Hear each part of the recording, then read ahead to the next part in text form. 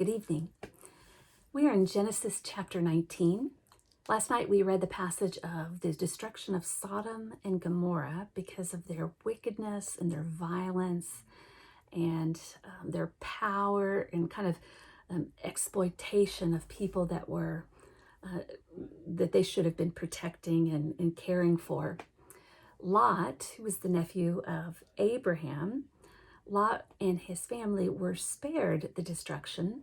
Unfortunately, Lot's wife disobeyed the commands of the angels, and she turned back toward Sodom, seemingly to, kind of yearning for that life again. She turned as if to go back, and she was turned into a pillar of salt. But we are in Genesis chapter 19, starting in verse 30. Now Lot went up out of Zoar and dwelt in the hills with his 2 daughters, for he was afraid to dwell in Zoar. So he dwelt in a cave with his 2 daughters. And the firstborn said to the younger, Our father is old, and there is not a man on earth to come into us after the manner of all the earth. I find that interesting. There is not a man on earth. Well, they had just left Zoar. Certainly Sodom and Gomorrah were destroyed, but they had just seen the people of Zoar, and maybe they just felt so separated. Maybe that's why they have this feeling. Verse 32, Come, let us make our father drink wine, and we will lie with him, that we may preserve offspring through our family, through our father. And so they made their father drink wine that night, and the firstborn went in and lay with her father. He did not know when she lay down or when she arose.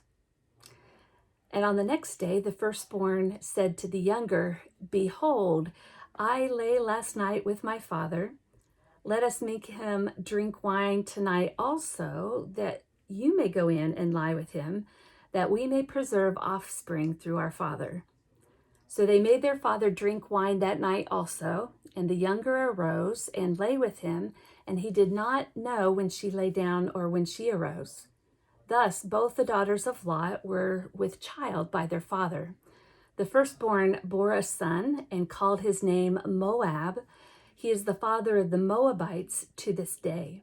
The younger also bore a son and called his name Ben-Ami. He is the father of Ammonites to this day. Now, perhaps the story of Lot and his daughters is a historical account of what really happened. I hope not, because it's a truly repulsive story. But perhaps it might represent what happens when you live a life only focused on your own selfish needs, and things get worse and worse and worse. It also might kind of be a story that was told because the Moabites and the Ammonites were longtime enemies of Israel.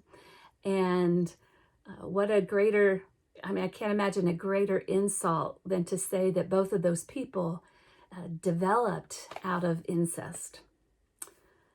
Starting verse 1 in Genesis chapter 20. From there, Abraham journeyed toward the territory of the Negev and dwelt between Kadesh and Shur, and he sojourned in Gerar. And Abraham said of Sarah his wife, She is my sister.